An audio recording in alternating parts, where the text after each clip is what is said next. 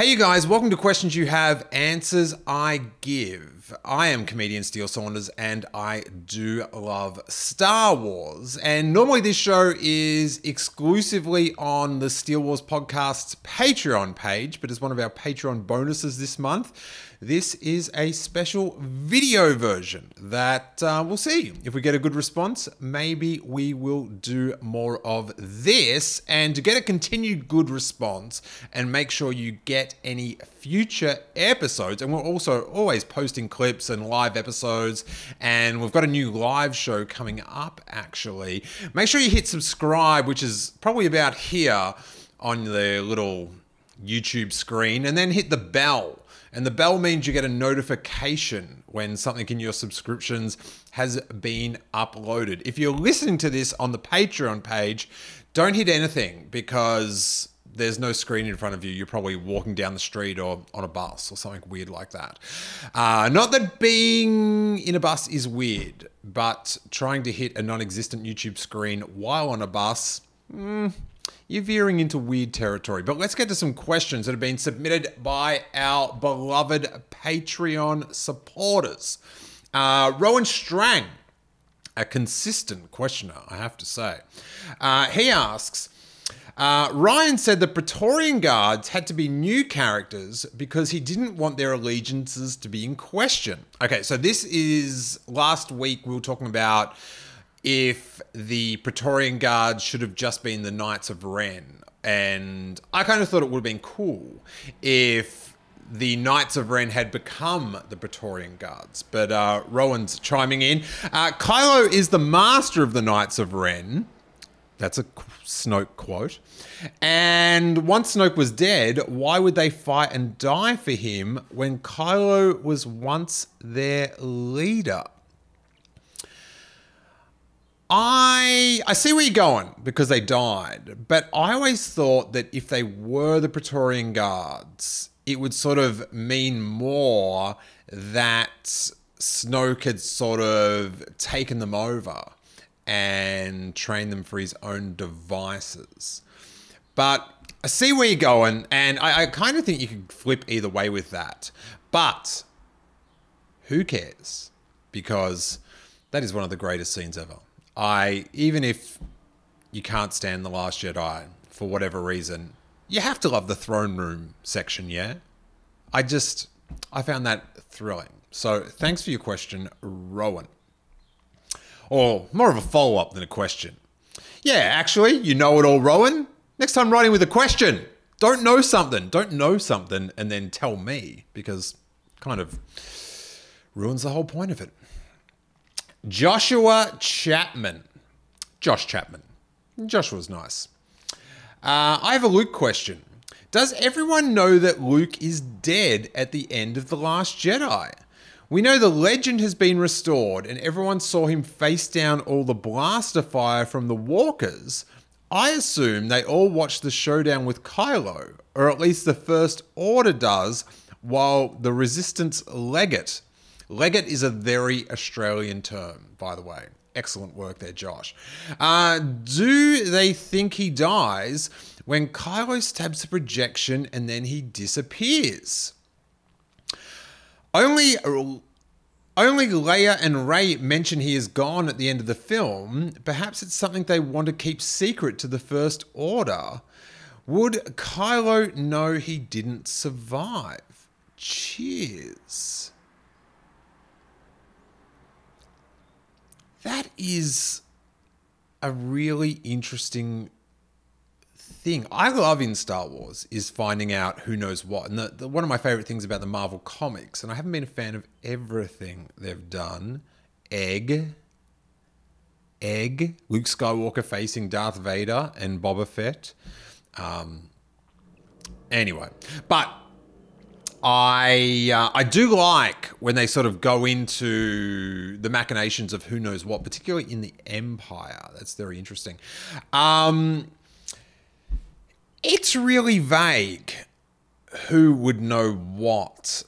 I kind of think they don't. Let's look at Broom Boy and the legend that Broom Boy has been told, or is telling his other friends, is that Luke Skywalker deflected all the bolts and did face up to the First Order.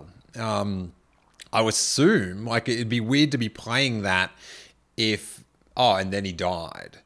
But it is really unclear whether, who knows what about Luke's death. And I really hope that's followed up with in whether it's the movie, but given that I think the movie will take place 2 or 3 years later in the timeline from The Last Jedi, or I hope anyway. I see why Rian went straight back into it, because obviously that's the story he got out of The Force Awakens, or out of the Force Awakens script. Because of course when he wrote the film, he hadn't seen the film because it hadn't been released. But to have another quick follow-up, that would sort of mean that a whole Star Wars trilogy went down in 2 weeks or something. Where I want my Star Wars trilogies to be spread over a 2 to 3 years, 3 to 4. Give me some years. I want some years. Give me some years. Years. Why do I keep saying years? I have no idea. So I'm not sure, but it's an interesting thing to discuss. If you've got an idea about who knew what about Luke's death, post it down here so then we can all know. Brandon Baker asks, hi Steele, I heard you say that you are not interested in adaptations of books, comics, or movies for animation. Is this because you want original stories or haven't yet read a book comic good enough for an adaptation? Marvel modified their Civil War and Infinity War stories for the movies. Have we yet had a compelling enough story from Star Wars books or comics to adapt?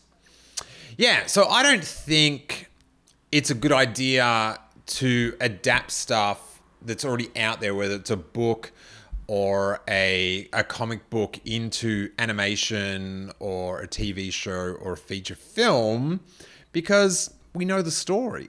Do you know what I mean? And it takes something out of it. I'm not really judging it on the quality of the story.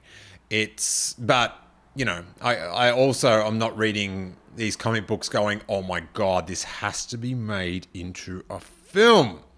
But your example of Civil War and Infinity War is a good one. But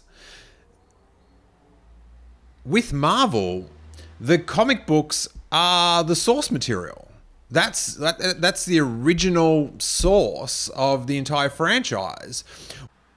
But with Star Wars, all the books and comics are ancillary to the motion pictures. And of course, when Kathleen Kennedy, had the announcement about the reboot of the canon, she said it was all, equal. But come on, it's not. It just isn't. Film's are king, animation second, books third, and comics, who knows what's going on there. They're coming forth, obviously. Eric Struthers. Regarding if Luke was a Jedi Master. Oh, okay, so last week we were trying to work out how Luke got promoted to Jedi Master when there's no Jedi Council. Is he just self-promoting himself or what? But Eric Struthers chimes in, regarding if Luke was a Jedi Master, when Luke was telling Rey about how he failed, he says, because I was Luke Skywalker, Jedi Master. This indicates it was the common perception.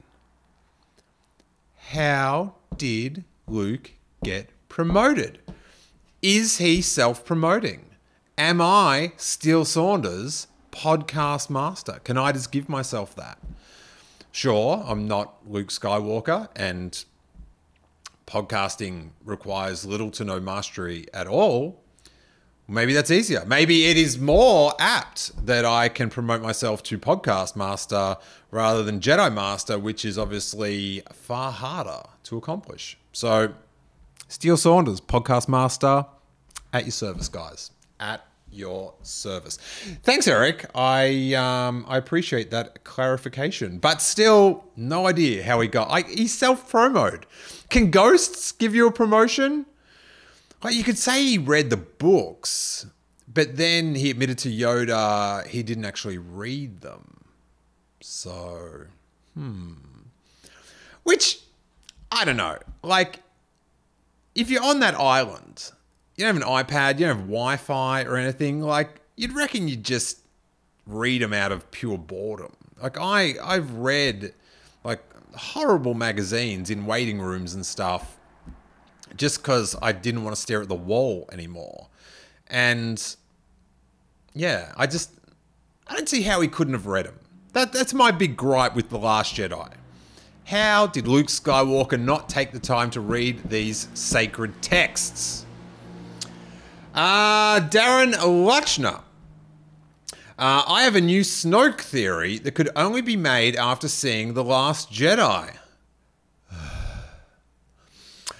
I reckon after seeing Snoke's fancy gold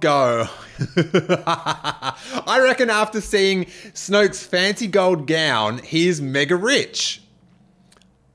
So my theory, well, he's obviously super rich because he's got all these ships. And that gold robe is so dope.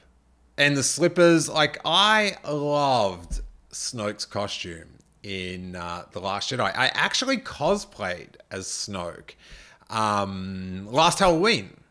I don't really think that's called cosplaying, though, if it's Halloween. I dressed up as Snoke for last Halloween, and because it was before The Last Jedi came out, very few people on Santa Monica Boulevard knew who I was. I actually got a photo with a Kylo Ren, and he seemed bewildered to who I was dressed as, just some old gold man. So anyway, back to Darren's question. So my theory is he owned Canto Bight Casino. So not only did he die, but he lost his business too. What do you think? Keep well, Darren. I don't think so. I've had no evidence to think that, but as far as Snoke theories go, this has to be in the top 10%, because the bottom 90%,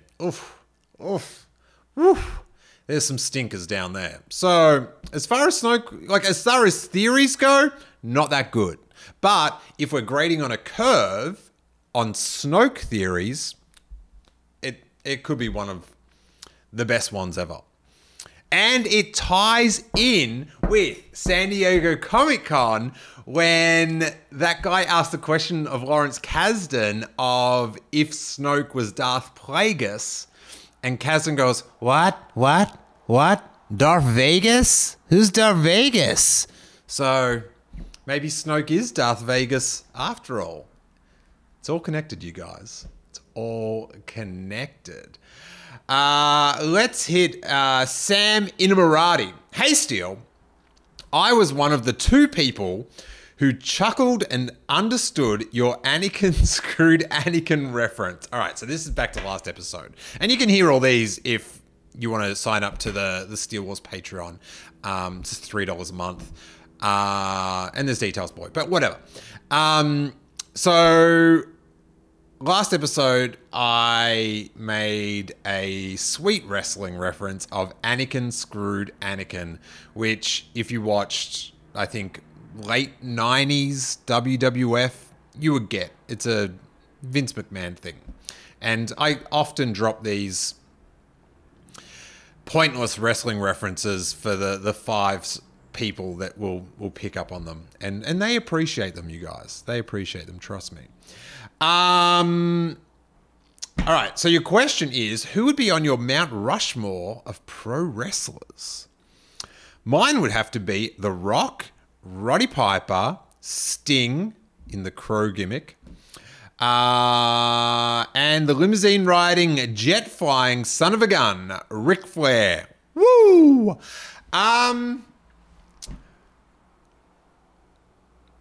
Okay, so this is a bit of a thing in wrestling fandom where they like to make their Mount Rushmore. I have to say, I'm so WWF. Steve Austin, for sure. Hulk Hogan, for sure. I'm going to make it my Mount Rushmore of what entertained me. So I'm going to go Hulk Hogan, Steve Austin, The Rock, and Ric Flair. Now, I know if you're a real historian, you might want to whack in Bruno Sammartino. And he would probably bump out The Rock. But for me, my Mount Rushmore, what I enjoyed, it's Austin, Hogan, Rock, Ric Flair. Now, here's a question for you guys. You can post this below. I want your Mount Rushmore of Ewoks. Who are your top 4? Lay it down there, all right? And you can feel free to send me some photoshops of photoshopped Ewok Mount Rushmore. That'd be fantastic. Thanks, Sam. All right, so now in a very rare non-wrestling question, Rebecca Edwards asks, hey, Steele, a couple of questions. Snoke Force Ghost. That's a question. Snoke Force Ghost with a question mark. No to Snoke Force Ghost. No. You have to think that, you know, the whole Force Ghost thing is a Jedi power that they especially have to learn. And as far as we know in the new canon, and correct me if I'm wrong down below, please, that we've got Qui-Gon, we've got Ben Kenobi, we've got Yoda, and Anakin. And I'm still a bit vague at how Anakin gets to bust out that power. If anyone can tell me how that is, or where that is mentioned, but I kind of think it's not how, in the new canon, how Darth Vader, Anakin Skywalker, gets to use his sweet Force Ghost abilities. Because, you know, when you watched Return of the Jedi when you were little, before the prequels came out, I kind of thought that every Jedi that died just became a Force Ghost. But then in the prequels, because it was always weird when Qui-Gon died in The Phantom Menace, we were all on non-existent Twitter going, how come he's not a Force Ghost? Answer me that, non-existent Pablo Hidalgo. Do you know what I mean? I'm sure Pablo Hidalgo did exist at that time. Do not quote me on that. Do not tweet him that he doesn't exist, that he didn't exist in 99. I'm sure he did. I'm sure he did, but we weren't tweeting him. But then, you know, in up till Revenge of the Sith, it was revealed that it was a special little power, which I like, because I don't want every Jedi coming back and hanging out. Enough. Away. So I don't think, so I think that is a Jedi power, which I do not think Snoke will have. But also from a storyline sort of aspect, you know, because a lot of people didn't like that Snoke died. They want to know more about him. And I'm fine with what happened. I actually, and Throne Room scene, as I said before, one of the best scenes ever. But for Kylo Ren to progress, like we had the 3 original films where Darth Vader was sort of the lieutenant of the Emperor and his power didn't really shift. But in the sequel trilogy, what Rian did by getting rid of Snoke, that this elevates Kylo Ren. So when J.J. Abrams does pick up on the story, and I do assume, as I said before, it's going to be a 2 or 3 year delay, that the First Order can be completely, you know, or very different, or a little bit different, or not different at all, but it will be at Kylo Ren's bidding. Whereas if Snoke lived, of course, it would change the whole end of The Last Jedi, but it wouldn't, like this with Kylo, I mean, with Snoke removed, gives Kylo more room to evolve as a character and make the First Order his very own. So, yeah, I think that's a good call. And if Snoke's force ghosting about, then, you know, it's like... And in the end, Kylo doesn't want to talk to Snoke anymore. He's done, son. He is done with that dude. I would love, however, if there was a scene where Kylo Ren's just chilling and he just wears Snoke's robe around the house. You know, those gold slippers. I would do that if I was Kylo Ren. I really would. All right, next question from Rebecca. Do you think the whole Super Space Leia scene was a setup for Episode 9? Throughout the films, while we have known that Leia has had Force powers, she hasn't really used them. That's true. Maybe End of Empire Strikes Back springs to mind. There was a bit of usage in Bloodline, but pretty low impact stuff. Nothing that couldn't have been solved with a mobile phone, or without a mobile phone, I should say. That scene was the first real use of her powers, and to me it says that in Episode 9 there would have been a scene where she uses her powers to once and for all bring balance to the Force. Oh, you're killing me with this. I guess we will never know. I don't think it was a setup for Episode 9 because I don't know, if you take everyone at their word, and I don't want to, but I do, that each of these filmmakers has their, you know, they take the story where they want to go, which is, you know, to me, it would, you know, you'd think there'd be a goal at the end. Like I always thought, like even, you know, George Lucas changed a lot of things in the original trilogy. You know, Darth Vader being Luke Skywalker's dad, for instance, Luke Skywalker being Princess Leia's sister. They were not existent concepts in the in Star Wars: A New Hope, or Star Wars as it was known back then. And the thing is, if you think if George Lucas had it all planned out,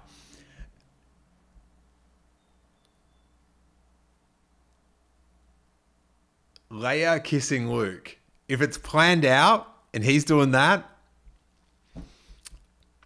it's not a good look. It's not a good look. So yeah, definitely there was some retconning along the way, or George conning. He can do what he wants. But yeah, even if he like changed the story along the way, he still had like an endpoint that he was aiming for. He always had that Ewok battle in his head. You know, of course, it used to be with Wookiees, and then Wookiees got defined as something else. So, I don't think it was a setup per se for Episode 9. I don't think, but it would have to have been something that the writer of Episode 9 would have used in writing it. Yeah? Because she has this power, and you're going to build upon that. So it's more of a like Star Wars in the sequel trilogy. It's less of this like planned out thing, but it's more of a almost like that game. You know, that game where you used to say a bit of the story, and then the next person in the circle would say a bit of the story. Yeah, that's how it's getting done, which is not how I would do it. Not how I would do it. But I guess we'll never know. Maybe we'll know in 20 years. I don't know. Will we get that making of like The Force Awakens, or the making of Rogue One, or the making of Han Solo books that we got for the original trilogy? Probably not. I think they're a lot more guarded these days. So, but yeah, it is. I don't know. It's one of those things. It's like, oh, it is sad that we'll never get to see what they had planned for Princess Leia, but also a lady that we all love died as well. So it's, yeah, that's, yeah, beyond silly space stories is devastatingly sad. I actually went and visited where she was buried last week, and it was very nice and peaceful. It was really sweet. So, but there you go. There's a somber moment in our YouTube Q&A. But to lighten the mood, Rebecca has a third question, and it's not her fault. Oh, actually, yeah, it is kind of her fault that we got to that topic. Damn you, Rebecca. Damn you. Bonus question. If you could pick your own way to die, which Star Wars death scene would it be? Here's hoping it's a long way away and more meaningful than Boba Fett's. Thank you, Rebecca. That's very kind of you. Yeah, Boba Fett just went out like a chump. Boba Fett, like he seems so rad, but he's just Inspector Gadget. Like, whoa! It's just, he didn't get, I don't know, maybe he did get his due, but I always thought that he should have achieved a little bit more over the Sarlacc pit. His death shouldn't have been so banana peel slipping over, so Inspector Gadgety. Well, if I was if I was into like weird things in the bedroom, I guess I would want to go out like Jabba the Hutt did, but I'm not. So, which death? I don't know. I guess the Luke Skywalker one. Do you know what I mean? Luke's like, that's the dopest death, I think. He saved everyone, inspired the galaxy, and then went, as Rey said, at peace. So that Luke Skywalker death it's pretty amazing. So we'll go with that one. I would, yeah. I don't know. Rebecca, I don't know if I'm meant to be bringing it this way or not, but I guess everyone hopes, like Luke Skywalker, that they'll be remembered and inspire in a small little way. So I think he had the nicest death and peaceful. And he had worked up a bit of sweat, so, you know, bit of fitness to see yourself out. But yeah, the Luke Skywalker one, I think I'll take that one. Thanks, Rebecca. And then our final question, Dante DeMille, or is it DeMille? I have to say one of the tropes on this Q&A thing is mispronouncing everyone's surnames. I've been pretty good this week, but I'm going to go with DeMille. It's DeMille. I'm going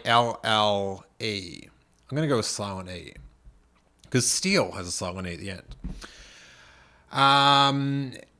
Dante's question is, will Meryl Streep voice Leia in the Resistance cartoon? All right, full disclosure, not all these questions are top shelf. Dante, I don't know if Princess Leia will be in the Resistance cartoon. I hope she will be. That'd be really cool.